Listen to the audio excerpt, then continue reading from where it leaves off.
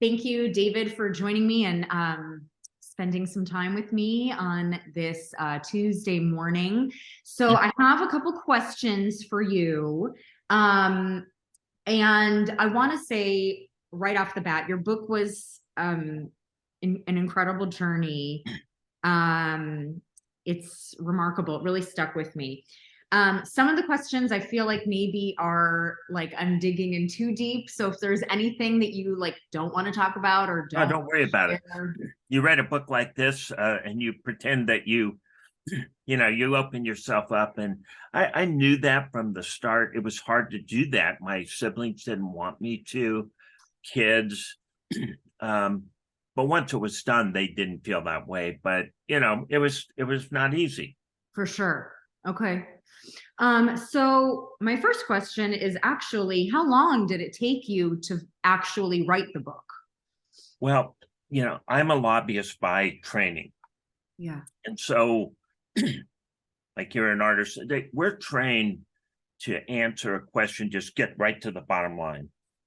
And so I thought I was a pretty good writer, but creative writing, as you know, is the opposite. Mhm. And so I kept getting my book rejected. And I didn't have a lot of outside help or anything. I just kept writing it. So I went to a Southern California Writers Conference 5 or 6 years ago. And you have all these training sessions, how to write a query letter, how to do all these things, publicity, everything. And in the evening, they would have professional writers and aspiring writers, and you meet in little groups. And they ask each of us to write down or to read one of our chapters. Could be any place in the book. So I started with a chapter and some of the stuff in Gallup that you're familiar with. Mhm. And during a really difficult period where my mom was put in a mental institution and then left homeless, she did one really funny thing. She called the principal of my elementary school and said, "Oh, my son loves baseball more than life. Baseball World Series always during the week, during the day. Can he watch 3 innings of the game with you?" And the principal was so amused that he did it. Well, Mhm. I opened with that, and then I told the reader all the bad things. And so each person's able to raise their hand, and everybody raised their hand. And they said, "Why do I read the rest of your chapter when you gave everything away in the first paragraph?" Mhm. And it all at once it dawned on me that that's how I was trained. If you ask me what happened in Congress today or what did I do for you, I would deliver you a verdict. So that at that point, I started rewriting, found a publisher. Probably took me 5 or 6 years, and now I'm doing another book, but I learned the creative writing process. I'm guessing in what you do with art, there's some similar things where you're learning how to create, and that's it's a process. It's not easy to learn that. It's not easy to learn that. And to your point, it's a lot of trial and error, figuring out what works uh, What and doesn't, yeah. what doesn't. Yeah, so it's definitely challenging. And plenty of rejection, I'm sure, along the way before you get good. For Even sure. you, even you. Oh, yes. Um, you've said that it took 40 years to begin writing your story down. So for clarity, it took you about 5 years to write it once you decided to write it, but it took you until, well, you were 40 or 50 when you started writing the book. It's probably almost 50. The Okay. thing that I knew from early on is that I had gone through something that most people don't go through. Sure. But when you go through that kind of thing, you're ashamed, you're guilty, you're a lot of things. And I never told anybody. I hardly said much. None of my friends, and even with wife and kids, little things here and there, they knew it was bad. But I hit a point and I thought, I've spent my entire life hiding from my life. never sharing anything. And what I didn't understand is when you do that kind of thing, you're not a real friend to somebody. It's because you're not open. People would ask me about family things, and I've always turned it into a joke Mhm. or deflect it or just move on from it, right? It was never anything I wanted to talk about. And kind of reached a point where I realized that it had done a lot of harm to me. And I started writing the story for only one reason: not to keep score, not to get even, not to feel sorry for myself, because I didn't, and I never have, but to let people know you can go through things you don't think you can get through and come out the other side, but that it's a really difficult process. And in my case, I had never forgiven myself because I always thought I let my mom down, and my dad always made me feel like, I wasn't strong enough, violent enough. Even though I never wanted to be that, he always made me feel like I was not good enough. And when I worked through this stuff, these issues, I thought, well, I bet you there's plenty of people who are ashamed or guilty in a lot of things. And um, you don't want to be a whiner. I don't, a complainer, a victim, but you want to explain that you can get through the other side. And that's really not more complicated than that. And when I went to write the book, what I realized is all I did was tell the reader what I went through. And there were lots of mistakes, as you know, and a lot of stupid stuff, a lot of things that incredibly embarrassing, dumb, you name it. But I thought that's honest too, like there was no straight line. When you break a cycle that's as difficult, I think, as our family went through, that's not an easy thing to do. And it's not a fast thing to do. And I think a lot of people don't know how to do that work. So I'd read hundreds of self-help books, write a letter to your child self saying, I love you. Like it just sounded phony, Yeah. right?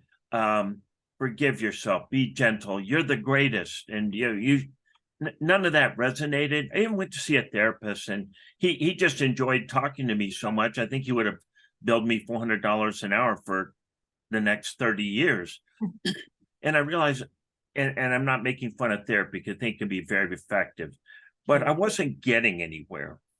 And when I went back to Gallup, New Mexico, really pivotal town in my life, and I was sitting in front of a house where the worst things happened. I thought things happened there that I knew that I had broken.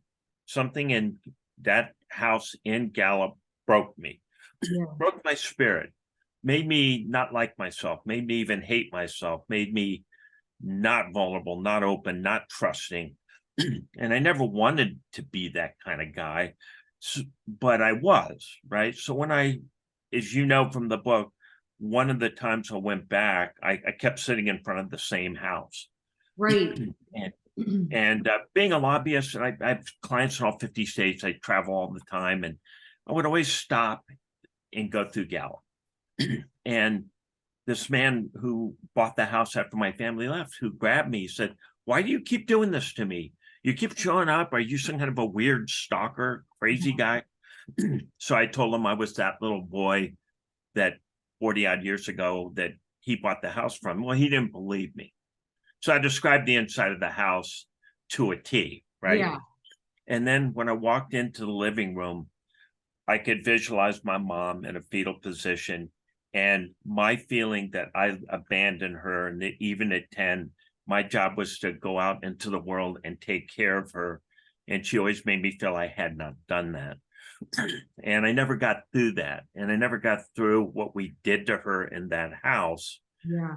The other thing is when my father hit me harder than he's ever hit me, and he used to hit my brother and I hard, calling me a mama's boy and a baby. And, I didn't know how to be a man. Well, I never told anybody about the experiences I went through in that house. And a lot of things were difficult, but I knew something broke inside me. And so when I told this guy, he sat me down for dinner and we talked till like 2 or 3 in the morning. And as I told in the book, I got up the next morning, I made one phone call, never called my dad, but I called him.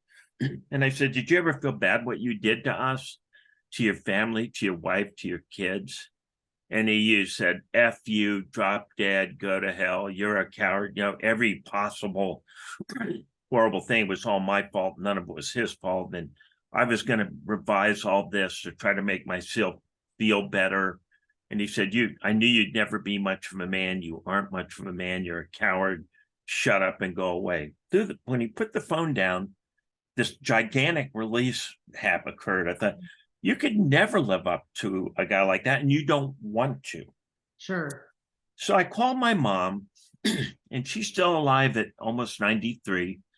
And that was a much more difficult call because I really love my mom then and now.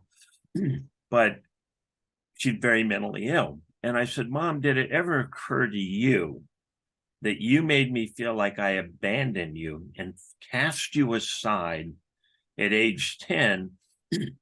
And she said, you could have gone with me. We could have lived on the street. You could have delivered newspapers like you always did. You could have cut grass. We could have gone on welfare. You let me down. You weren't there for me then. You're not there for me now. You've got a lot to be accountable for. Mm-hmm. When I put that phone down, and I had written journals all my life and notes, I wrote for about 8 hours, and I released myself from both of them. Yeah. And I also forgave them. I didn't know that I would do this, but it's like, you're who you are, and you're not going to get better. You're going to die the way you are. I mean, there was no growth process from either one of them. And I had trapped myself into a vision of what they wanted me to be. And I had created guilt and shame based on not living up to that. And one of the things I helped do is a PhD abnormal psychology class for psychologists who take orphans that have been through bad times. Mm-hmm. And I tell them, that kid doesn't love himself. He doesn't trust you, and he doesn't believe you. And mostly they believe if they confess, it'll get back to the parent that abused them and their life will get 10 times worse.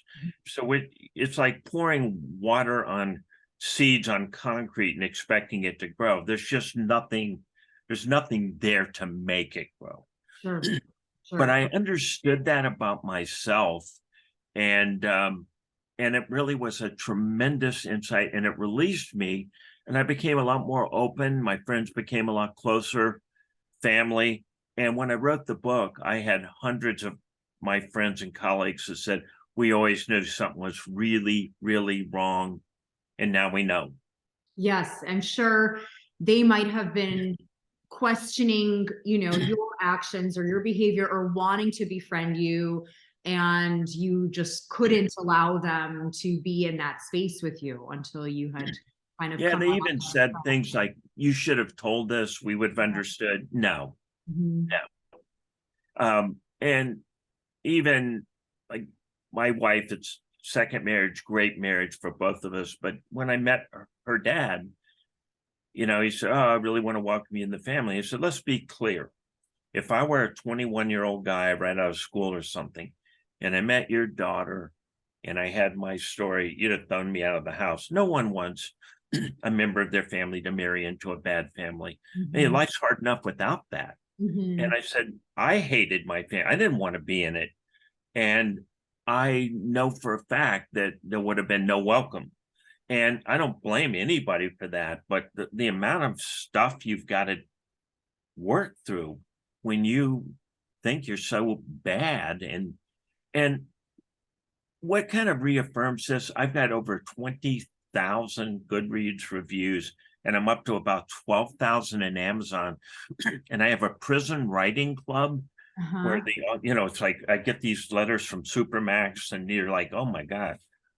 But there's 3 or 4 patterns here. And one of them is, I was never able to overcome something like this. I'm older, I'm lonely, and I'll never find love. I'll never find anyone who I think I can trust and I can love, and they'll love me. I'm going to die alone. How did you decide? How did you get through it? And the answer is, I don't really know, other than I never stopped trying. And I always wanted to feel different and be a different person than what I've been told I was. And even if you're perfect, you like, I look at you, you're perfect. You've had people lie to you. You probably went through something where you really trusted somebody, maybe in a personal relationship or friendship, and they betrayed you, because not everyone's perfect. Yeah. But if you have a really healthy self-image, and a belief in yourself, you're going to bounce back. You're going to say, I don't deserve that, and I don't want that. Mhm. If you're a person that's damaged, you're going to say, I deserve it, and that's the best I can do. Right. And it's like a closed loop that has broken. And I try to tell them that you're going to have to go out there. You're going to have to be. One woman wrote, I'm fat, I'm stupid, I'm ugly. And I said, I'm sure you were told that. That's not true. There's somebody for everybody. And that's a very wrong characterization. But now you choose to believe it decades later. You know, if childhood is a city you can never leave, if it's a bad city, leaving it is much more difficult. And what I found is most people can't. Yeah. Most people will not break that cycle. Mhm. The other letters that really bother me are prisoners who say, I was raised just like you. I'm in a place like San Quentin. I did violent crimes or terrible crimes because that's all I know. When I die, my kids are gonna not show up at my deathbed. And I write every one of them, I'll say, that does not have to be. You made a lot of bad decisions, you wouldn't be in prison. And you can blame that you were raised that way. I get that. You can even say you were drawn into crime and it wasn't your fault.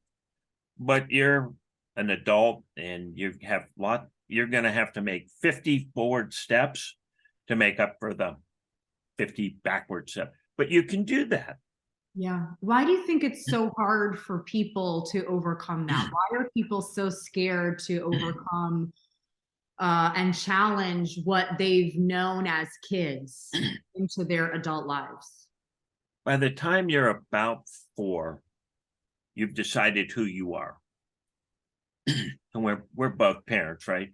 By the time you're 10, 90%, maybe more, of what you think, what you believe, most importantly, what you believe about you, is set.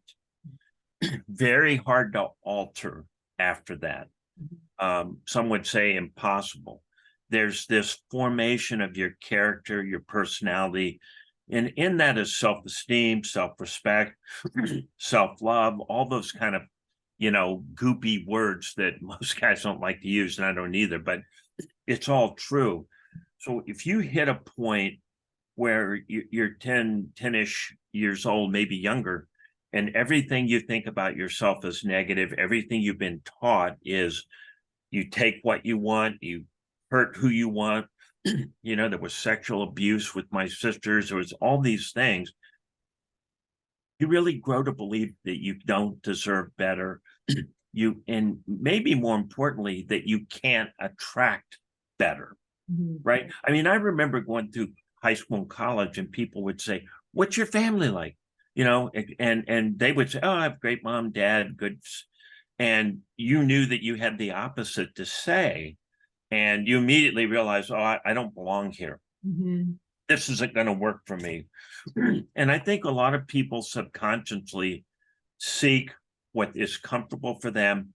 And, like water rises to its own level, they make a decision that they're going to repeat the same cycle because that's who they are. And the only people that would be comfortable with them are people who've gone through what they've gone through.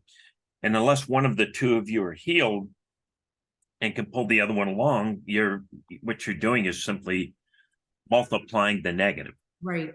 I really believe that. Yeah. Um, why did your dad identify as being Cherokee? At the end of the book, you say that you did an ancestry test and he's not Native American at all. His family's from Ireland and England. Exactly. I don't know if that was ever clarified in the book, and I apologize if I missed it, but No, why? it's a great question. Yeah, thank you. So, do I pronounce your name Zoya? Yes. I love that. So Zoya, so my father grew up, and I'm going to be very blunt with what he thought. I don't mean with curse words, but he saw himself as Oklahoma Dust Bowl white trash Okie. Uh-huh. If you go through that period during the Depression and the Dust Bowl, half of those people from Oklahoma went to California, and California sent them straight back. They really had nothing. The Depression had set in that part of the country. All the crops simply blew away. They had no training, no education, nothing. My dad was the only child of two Dust Bowl Okies who drove around, made him live in a car, and they just he picked cotton from dawn till dusk, or did anything that the family could. His dad was a drunk who beat him with a wet rope, who was very, very cruel to him. His mother was very, very cruel to him. He was a super intelligent guy, could have done anything, but he grew up so angry and felt so picked on. And I think what happened in Oklahoma, having grown up on the Navajo Indian Reservation, I know something about Indians. And some of my very best friends in life are the kids I grew up with. But in Oklahoma, they didn't have reservations, at least the Cherokees didn't. And they inherited rights and some land and things, but not on a reservation. Dad grew up thinking of them as a super race, smart, strong, resourceful, picked on, not treated right, not treated equal, all those things are probably all true. He felt that, and the Cherokee, to be a Cherokee gave him something he always wanted. He always wanted to be considered a Superman, super smart, but completely disrespected, never given a good opportunity, always treated like he was an inferior minority. And that whole persona worked for him. Mm-hmm. And I think, like a lot of psychotic people, and you see it with these crime stories where you just can't believe people do these things, things they believe. But for Dad, he did not want to be a Dust Bowl Okie, the son of two parents that basically, lived under a bridge or in a car. And as I finally understood him, and it helped me. Whenever you asked him about his family, it would just be awful. But if you ask him about his heritage, his chest would pop up, his eyes would light up. He was this great Cherokee warrior, and he came from this super class, and he was able to convince himself of that, and he was able to make that into a point of deep pride. And what he was most proud of is that he felt the Cherokees were never given their due. He was never given his due. He never had the right chance. And it's complicated, and it took me a very long time to figure this out. But even his voice would change, his eyes would change, his demeanor would change. He was this warrior, this Cherokee, this guy who had to fight all of the establishment just to be a man or a citizen. So yeah, he needed that. Yeah, that's fascinating that he identified that fit his needs, right? Of fitting in, and that's just very interesting. He was one quirky son of a gun, and he had a chip on his shoulder like you cannot believe, right? Yeah. So speaking of your dad, the incident with the bear that you describe on page 173, it's really fascinating to me. Your father, who was violent and abusive towards you and your family, gets upset over the trapping of this bear. How do you make sense of this apparent dichotomy in his behavior, the willingness to put you and your siblings in danger, and his desire to rescue this defenseless animal? So you asked the best questions. You should be a psychiatrist. You probably are in your spare time, because you've asked really penetrating questions. Because a person like that is complicated. Sure. You know, and I like to say, even Hitler, like children and dogs, no one's one dimension. I'm sure Putin has nights to his grandkids or something, you know, I mean, in other words, Sure. but back to dad. Dad identified with Cherokees and animals. Animals were defenseless against man. He felt sorry for coyotes. The Navajos would trap them. They ate his sheep. They ate their sheep. And in the Navajo religion, coyotes are symbolic of the devil. But so he loved animals, and so when he pulled up in front of the gas station, for people who haven't read the Pale-Faced Lie yet, this rusted out trailer, reservation gas station, two pumps stuck in the dirt. You drive like 150 miles between towns. So we pull up, and there's two or three things about my dad that I trained myself to identify from like early on, because to try to stop trouble. So right between your eyes, there's a blood vessel, Mhm. and I call it the Y blood vessel because if you see it, it would bulge like a garden hose. So if that blood vessel was like, you know, thrusting, something's really bad. And then his eyes would bug out, and I compare it to a Volkswagen Beetle. So I call it the YB. And the YB was there, somebody's about to get killed or really bad, something bad. We pull up to this gas station. And again, there's this huge black bear, and the poor thing was famished and, you know, it's horrible. Yeah. And he's in chicken wire that's been nailed to this rusted out trailer. And the guy who's about 5 feet by 5 feet comes out to pump the gas. Well, I'm watching dad, and my siblings ran around behind, used the outhouse. Dad starts rolling up his sleeves, right? And he built like an NFL linebacker. He was so strong. He starts rolling up his sleeves. He starts puffing out his chest.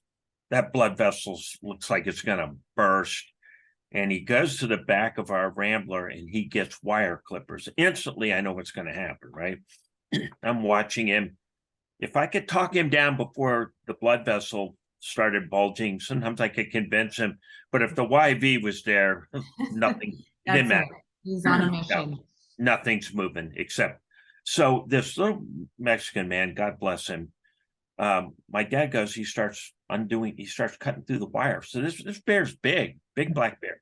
His paw kind of comes through. Oh my And gosh. so this man starts sprinting at him. My bear, you cannot do this, my bear. And my dad hit him so hard, hit him in the nose, flipped him. He landed on the dirt and his nose is broken. His glasses are broken. I mean, he's a mess. Uh-huh. And so dad picks him up with one hand Oh my and gosh. he sticks him up next to the bear claw and says, when I come back, if that bear's still here, he's going to eat you. And I mean it. He threw him back down. He got in the car. I grabbed my brother's sister. We drive about a mile. He just drops us off. He turns around, goes back. Yeah. So when he got back, bear's gone, padlock on the gas station. It never reopened. And the reason I use it, I could give you 100 of those, but when you write a book, you can't do 100. You know, you have to, what's typical of what really happened? What was he like? Yeah. And it's a perfect example of who he was, right? He was enraged. It was his job to do something about it. And he made a decision that that he was not going to let this guy do this to the bear, period. Right. And whatever danger he faced. And once he got like that, and he taught me a lot. He would tell me about stories in San Quentin in the prison yard. And, you know, everybody in a maximum security prison is innocent and no one did anything. Mm-hmm. Right. They're all been framed. But he said when they would get talking about their own lives, they talk about murders they committed, never got caught. They would talk about all these things. And one of the things that I learned pretty early on with dad, and this is something we probably all know, but maybe we don't think about it. So if somebody does something dumb to you, let's say they cut you off, maybe they give you the finger. They do something really rude, just like really like that's really bad. A normal person will say, well, you're a jerk, and they'll move on and they'll get out of the way. I mean, it's guys and whoever did this is crazy and leave them alone. A person who's violent, person who's can't control that, will follow that person, might well kill them, might well kill their dog. I mean, there's no off button. Sure. And Yeah, Dad had no off button. sure. And his no matter how big his brain was, when it got angry, the no off button overrode the I'm an intelligent human button. Right. Got it. And he told me most of the people in prison, who are two kinds of people are maximum security prisons, very, very successful thieves, white collar criminal and all that, and very violent people. And the odd thing about a maximum security prison, you can have both sets of prisoners. One's not violent at all. Yeah.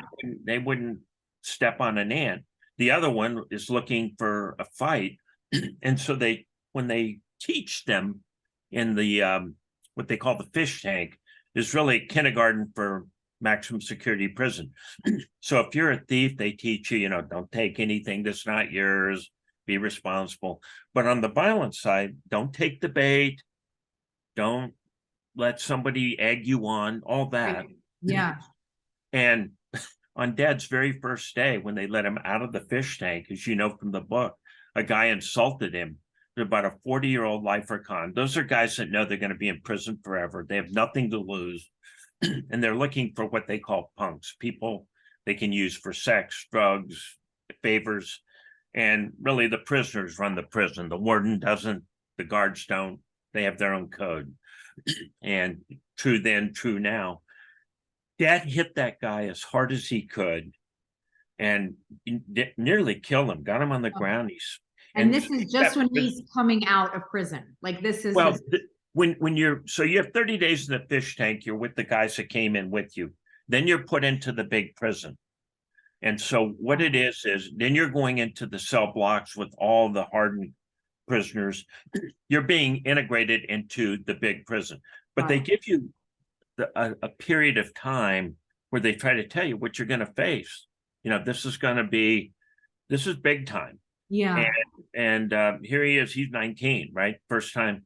And so instantly, after they told him, don't do any of this, he hits this guy, gets him on the ground, just starts smashing him. So I'm listening, thinking, I was born after he got out, like, oh, I would have never been. So I said, Dad, they're guards with high-powered rifles walking on the catwalk. They're waiting for people to do stupid, violent things so they can shoot them. You're a smart guy. And he said, well, I said, why didn't they shoot you? And he said, well, there's two things that go on in prison. We cons hate each other, but they hate the guards, which they call the screws, worse. Okay. So the cons will surround a prisoner to stop him from getting shot because they don't want the screws to win. But and then they move you around, and so they never got a clean look at him. And one of this lifer con's friends walked up and said, if you ever do that again, we're going to jump back and let them blow your brains out. And his answer, go to hell. No one's going to own me. And he hit him. No one ever messed with him again. Wow. Even in a maximum security prison, they were afraid of him. It's crazy. I mean, he was one of a kind. How he lived to be 85 years, 6 months, and 12 days, I'll never know. Oh my goodness. Down to the days. I counted them all. Okay, so going back to a couple more deep questions, and then I want to segue to lighter things. On page 308, you write a few passages that explore the concept of motherly love while describing going back to visit your mom on Mother's Day. This is particularly interesting to me because I'm estranged from my own mother for almost 10 years. And she was also emotionally abusive to me as a kid and young adult. I'm sorry. Oh, well, so I want to ask you, do you think it's true that all mothers love their children? No, Was that I'll be very realization, quick. yeah, No, was that realization liberating for you? yes, because I think here the thing that I see the most in myself and my siblings and the people who write to me is the expectation, the belief that a mother loves her child may be the most powerful single belief on our earth, in our life, spiritual, physical, material. The mother loves their child. The mother has the child's best interests at heart. The mother will nurture, the mother will do all the things. When that doesn't exist, you're defective. It's your fault. What's wrong? I mean, what have you done to make this not work? I'll even tell you something funny that struck me. So I have uh, three kids. One's a son with my wife, and he's like a son to me. He's not my blood, but he's just as much. And a daughter and another son. And my daughter has a daughter. And when she had, and she's a toddler, right? She'll be 2 in a month. We're at Christmas, and my daughter's a fantastic mother. But my daughter picked up a baby that was her brother-in-law's baby, and my little granddaughter cried so hard. She cried like you dropped her on the street and drove away and left her. Mhm. And I'm looking at this thinking, that bond is so powerful. She couldn't believe that her mother picked up another baby, even with every adoring human being there, and it's Christmas, and and I'm watching her just burst into tears like I've never seen, right? And finally, my daughter hands the baby off and picks her daughter up, and like instantly, now life is back to what it should be. You multiply times a million a kid from a bad mother who doesn't really want them, doesn't love them, doesn't know how to help them, and you multiply that, what you're doing is breaking a natural bond to a point that that person, the child, is completely adrift, and is, I think that if the maternal love doesn't transfer, it may be one of the single things that destroys a human being quicker than anything else. And for people who've overcome it, like you, who's a loving mother, who's a good wife, who's a good friend, I just know, I don't have to know how much work you did, but I know you did. Thank you. Thank you for answering that so well. Well, that's just my belief, but I Yeah. really believe it. Yeah. Well, I think I asked that, I almost didn't ask that question because it's kind of pointedly referencing my own experience in that, once I realized like how I would answer that question, I would agree with you. I would say not every mother loves her kid. And once you realize that, it's very liberating. It's okay. You can move on, instead of trying to continue to get something that will never be available to you. Right. And it's something that it's so naturally available. It's also you're coded, right? I mean, your mother's voice when you're in the womb, the whole thing. And some people might disagree with this. They say, well, this mother doesn't know how to love. This mother, like God knows what your mother went through. I know my mother went through the kinds of things that would break most people. And my mother was not a strong person. Mhm. She just wasn't. You are obviously very strong. Had you been a really weak person, had you been a person like her, you would be a disaster, probably. You would be a total mess. And if you had a kid, you wouldn't love that kid either. I just think these things about breaking barriers, and you can tell alcoholic, whether it's, I'm talked to so many people. Well, my dad beat my mom, and I married a man who beat me. Well, that's what you deserve, right? That's what you that's what you think life offers you. Mm. And it's not an unusual, it's not even unexpected. It's something you live with. That's what you were taught. So when you have a mother that doesn't love you, you're like a compass without a true north. So God bless you, Zoya. Oh, well, thank you. You too.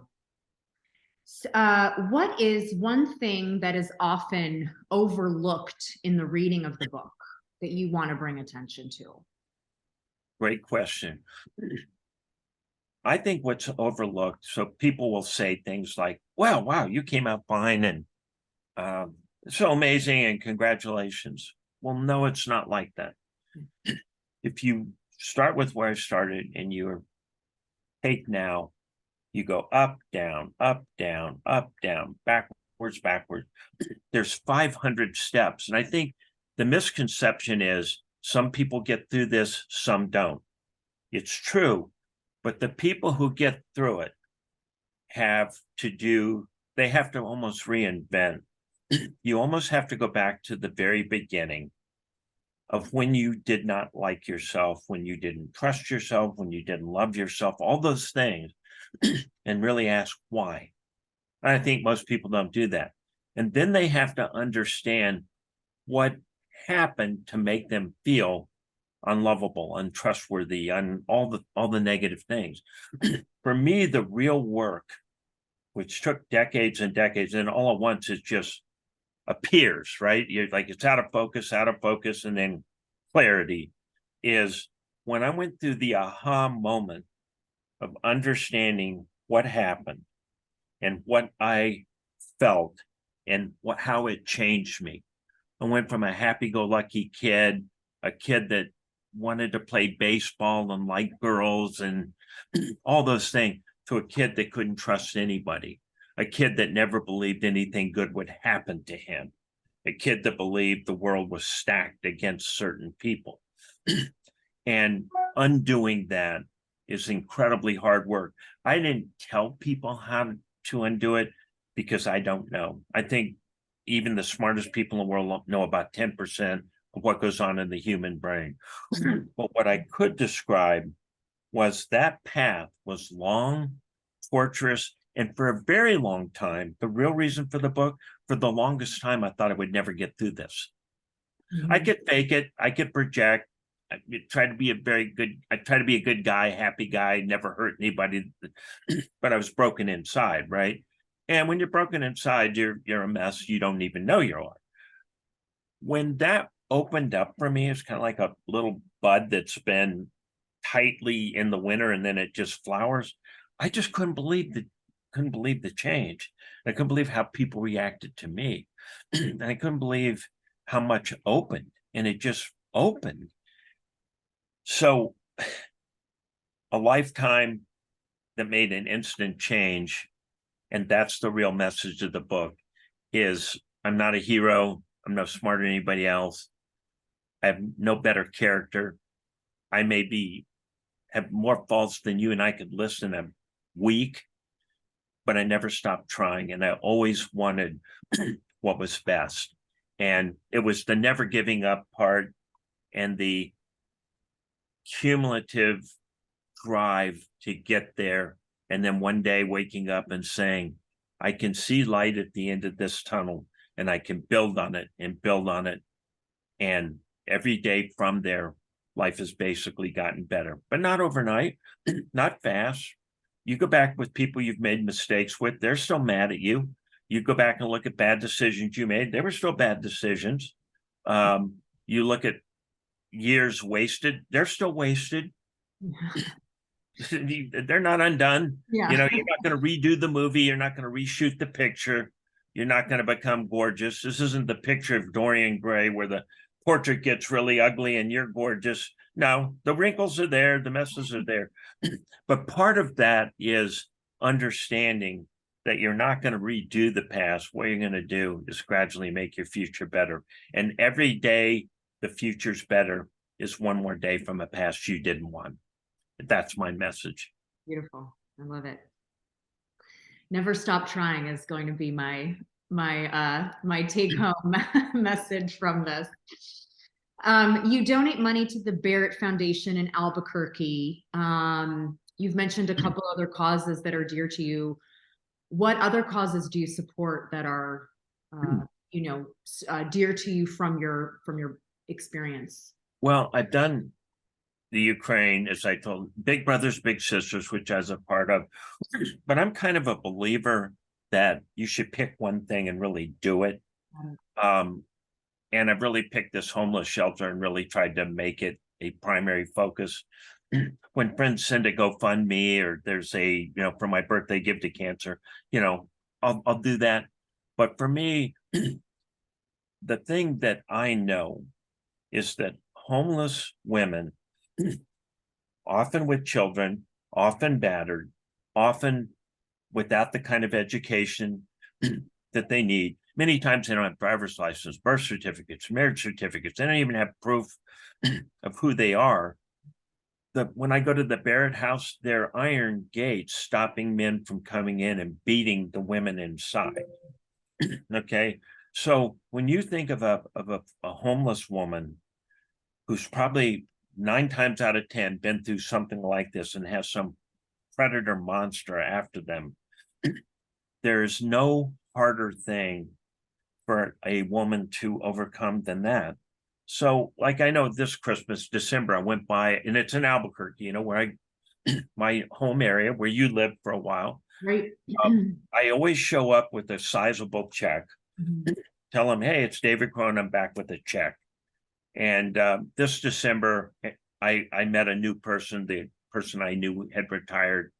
And I looked at her and I said, what could be harder than to be a battered mom, a battered woman in a shelter with kids around the holidays with nothing to look forward to? Here's my big check. I hope this buys 5,000 teddy bears, gets a woman in a job training program, does anything, something to give these people hope. Because if that kid grows up in shelters, there's a certain cumulative point that you can statistically show that says they will live the same life that mom did. You've got to get people up and out. Yeah. What Barrett House does, and I'm sure there are plenty of good places in California and every other state, their goal is not to give you permanent housing. It's to train you. It's to fix you if you've got medical things. It's to get your kids medical care, food, school out. And I'm a huge believer that you could solve a ton of problems and make a lot of very unhappy women, like my mom was, and put them in a better place. And so for me, that is what I really try to focus on it. And I believe in helping people with hunger. There's a lot of things. The world's a tough place. But for me, I can make that difference, and I can absolutely relate. I never want to meet these women. That's not the point. I never want it to be anything but anonymous. The reason I put it on my website and book is I want other people to give, and a lot of people have. That's the reason. Of course. That's great. Last year, you announced that your book has been optioned to be a film. Congratulations. Can you update us on any progress that's been made? Well, this is a kind of a funny thing. I thought this would be a done deal. I have 2 or 3 offers I'm sitting on. Part of it is, for me, the movie industry is a strange industry. I signed a pretty good movie deal going into COVID, but it fell apart because the production studio stopped doing movies where you'd go to the movies. Sure. And all at once, the industry's upside down, right? And so there were all kinds of delays. So I broke that contract because I basically believed that the guy would never get back to me. I have 2 new offers I'm looking at, but when that movie deal came along, I'd only sold 20,000 books. I'm at like 225,000 and growing. It's been published in Russian, Polish, Lithuanian. Wow.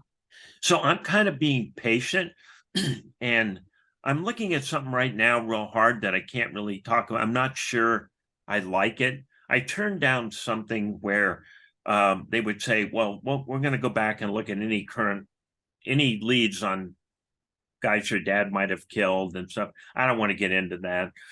I don't want my family dragged into any of that stuff. Right. Um, so I'm still looking, and I could sign one of two offers sitting on my inbox right now. But next time we'll talk, I'll update you better. Okay. Sounds good. Well, good. I mean, having a couple offers to sit on is, is good. Um, what would you say to other children, other young adults who are struggling in emotionally and physically abusive families? My heart goes out to you. When I was going through this with my siblings, there are two things. This wasn't talked about very much. And growing up in and around an Indian reservation, there's tremendous poverty. When we really were going through incredibly hard times, I was living in the first integrated school system on the Navajo Indian Reservation. If a Navajo kid hit 8th grade and he wanted to quit, he did. He or she did. We had 8th and 9th graders that were parents. Now, I know there's some of that now in our world too. But there, and I say it in the book, you'd have to walk up and shoot somebody in a police station to get arrested. I mean, there's just so many problems. And I have a lot of teachers, and in my book Zooms, I'll say, well, why didn't somebody come and rescue you? Well, they're going to come to you and say, can we go talk to your father? Which would be the worst thing ever. Sure. So if you're a kid in this, your number one thing is, who can I trust? And can I trust that person not to go to the people doing this to me and make my situation worse? You are supposed to trust the people raising you. You cannot. You're supposed to believe they love you. They do not. You're supposed to believe they have your best interests at heart. They don't. Mhm. So that kid has to navigate to somebody who's not going to make their life worse. If you're part of a family, what if they split you up from your siblings? Nothing could be worse than that. So my real answer is, every adult, whether you're in a school, a neighborhood, you're a parent, keep your eye out for this kind of stuff. You'll read all the time. I see these things like where a waitress was with a family of 3, and it was obviously stepkids, and she could tell this kid was super abused, and she observed it. She held up a piece of paper behind the parents that only the kid could see. Do you need help? And the kid nodded. I will get you out of this. And so they had police and special help people that got that kid out of that restaurant. That's rare. Wow. Kids that are kids in this, they're still developing. They're very vulnerable. They probably don't think much of themselves. I tell that kid, never give up. Do everything you can to find. I have 7 angels I mention in my book, and they were true angels. My first was an 80-year-old Navajo woman who, last person on earth I thought would be sympathetic to me, but she's the most loving, gentle, incredible human. She knew not to confront my dad, but I could talk to her. I could put my head on her shoulder, and and I could cry and tell her what was going on in my life. And I knew it wouldn't go any further. And I knew that she would protect me. And I knew she would never tell anybody something that would cause somebody to come to my house and get my dad to go crazy. There's a statistic I think is very important. If there's a domestic violence thing and you go into a house where the abuser, male generally, is well educated, and you approach them, you'll get one outcome. If you go to a person that's really angry, really bigoted, really prejudiced, and really angry, when that person leaves, they'll kill the spouse. You send them into orbit. These are very dangerous things for these kids, can be very, very difficult. And the truth is, they have a long and very uncertain path. Don't give up. Look for angels. Look for people who will nurture you and love you. It could be 4-H, it can be Little League, it could be your best friend's dad, it could be a lot of things. Look for those things, because what I realized when I hit adulthood, I had a lot of really good examples, not in my own house, but my high school track coach, Chauncey Ford, who I still love and am in touch with, he taught me what it's like to be a real man, which is respectful, not angry, not, vengeful. I was with him on the day Martin Luther King Jr. was assassinated. Washington, D.C. was burning. We had a track meet with an all-black school. We had a huge altercation. He sat us down in that bus and said, don't take the bait, be gentlemen, don't ever swing first. I trained you to be better than that, and I expect big things from you. And I still remember the talk. Yeah. Right? My first Little League baseball coach, he was a really good guy, full-blooded Navajo man who said, this is right and wrong. And it was the exact opposite of what I've been taught. But over time, these things are cumulative. So tell that kid to look for these things. And adults have an amazing way of being positive in ways they don't know if they really are, if they really mean to be. Yeah. The thing I could never get over when I met Evelyn, first person, this is a person with unconditional love for me that doesn't want anything back. Yeah. And I think for a person that grows up, and maybe Zoya with you may have felt this at some point, you really like me, but you don't want anything from me. You're not trying to do like something sexual or get me to steal or get me to help you do something bad. You're expecting something. Okay, I really want you to be in my life. I really care about you. Now, what bad thing do you want me to do for you? Right. And for Evelyn, it was, I just want you to be a better kid. I'll go Right. to school and fight the bullies for you. I'll clean the blood off your face. I'll sew the buttons back on your shirt. I love you. And it's like, what? Yeah. Are you kidding me? Yeah. Is this something I couldn't understand? But boy, she stayed in my heart. She's still there. Evelyn will never die. It's beautiful. What are you writing now? Are you going to write another book, or are you feeling satisfied with your memoir? Never satisfied, are you? I'm struggling with something right now, Okay. but I'm gonna get it done. Yeah. I want to keep writing books. You And I'm do. like, here's my goal is to let you know what the next book is next time we talk and you to review it. Okay, you got it. I'll be there. One of the great surprises loving is you reviewing my book. And I'm looking going, oh my God, Zoya's doing this. This is such an unexpected, cool benefit. It is. It's been wonderful. It's so wonderful. My friend actually recommended your book to me, and it's just funny how all things kind of, come full circle. You never know what door will be opened when you take a chance. So tell me about your art. How do I buy some of your art? Well, you can, I have my website, which is zoyadixon.com.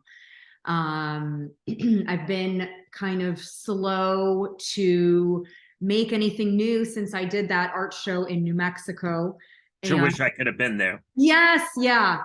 And so that kind of took a lot of effort. I prepared a lot of things. I drove out with Rosie. It was a big lift, and I did that all while injured. And then it was holidays, and then I got my surgery. So it's been, I've not been doing too much. I followed your path, and I've like cringed for you because Yeah. I So many setbacks. It's been hard, but it's all good. It'll all be fine. So you look like you're getting through it swimmingly. yeah, I hope so. Yeah. I mean, it's been almost 2 weeks, so I have a couple more weeks to go before I'm without crutches. Good. Good. So, my last question is, what are you reading now? Well, I read constantly, and I know you do too. And I go to bed every night with a book on my Kindle because my wife hates the light on in the bedroom. So I've learned to be a Kindle reader. Never thought I would, but it stops an argument every night that doesn't need to be had. Sure. It's interesting. I love history nonfiction, and I love especially when I see people who've really overcome things that I think are amazing, I think one of the first books that really impacted me was two things. Glenn Cunningham was a world record holder miler in the 30s and 40s. He and his brother, very poor Kansas family, they would run several miles to school and heat up they put coal in the stoves and get the warm for when the kids came. That they got paid like a quarter a week. And one day the stove blew up and it killed Glenn's brother and it burned him so bad. His feet were like one mass, like a web. Oh, The doctors told his father and mother he'll never walk. He held the world record for the mile for 8 years. oh my gosh. So these are things that really, and then like Helen Keller, right? Because I've got dyslexia, bad eyes, bad ear. Here's a person, deaf, blind, and dumb, and I hate the word dumb, but she had no really outside senses, and she became a world figure. So I love those kinds of stories. I just love reading about people who are resilient, who overcome things. I love history. I'm really interested in all the current events stuff. One of the things that I'm doing, this book that I'm thinking, will be a history around the area I grew up with, where there's 15 Indian tribes and a town that has all these crazy things. So I've read several books about Mexico and Cuba to better understand that immigration issue with the United States. And I'm always stunned by what I didn't know. Sure. And so I just love reading, but I also know reading fiction, the kinds of books you recommend too, that you should have a better mix. So I'm trying to pay more attention to that. But a book I just finished was on the life of Jim Thorpe, considered the world's greatest athlete. David Moranis did a great job. I also love reading, trying to think of his name, the guy that wrote Devil in the White City and Eric Larson. Yeah, I love Eric Larson. Jeff Gwynne is a big favorite of mine, and I got to know him. He's written books about Bonnie and Clyde and Charles Manson. He's writing a book now about Waco, what caused all that. What I love is authors that can tell you a nonfiction story and make it feel like it's a fictional story, make it feel like a movie. I love that. I think it's a great gift, and I really enjoy that kind of thing. How about you? What's your favorite? As you know, I tend to read more fiction books. I just discovered Anne Patchett. So right now I'm reading The Dutch House. So I went to hear Anne speak about 18 months ago in DC, and I met her and had a good talk with her. Oh my goodness, so amazing. And I loved it. And she was everything you would hope and more. She was generous and kind, and she owns her own bookstore to help artists. Yeah, I'm a big Anne Patchett fan. She's a great person. I got to meet James Patterson. Wow. So here's a guy who's basically a billionaire from writing books. And I met him at this conference. He was the most friendly, genuine. I walked up to him and said, "Hey, you're writing books with guys like Bill Clinton. These are nobodies. You need to write a book with a guy like me, a big star." So he just started laughing. I started laughing. And he stopped and visited with all of us for 30, 40 minutes. And here's a guy that, you might be the most stuck-up jerk in the world. He was the nicest guy I ever met. Yeah. And Anne was the same way. She was just down to earth and terrific. Yeah, it's lovely. I just discovered her again through another book recommendation from a friend. And I'm now reading my second book by her in like as many months. So good deal. She's wonderful. Yes. Well, thank you so much, David, for your time and your insight. I mean, it's remarkable that I get to chat with you about your book, and I'm so grateful for that. Well, I'm very grateful to get to know you, Zoya. Hopefully I'll get to Templeton and I'll buy some of your art. And if you ever get to Washington, D.C. area, you definitely let me know. I would love that. I will. Thank you so much. I'll give you what I call the Crow Tour. It's a good one, I promise. Sounds great, David. Thank you again. You take care. All right, you too. Bye Bye. bye.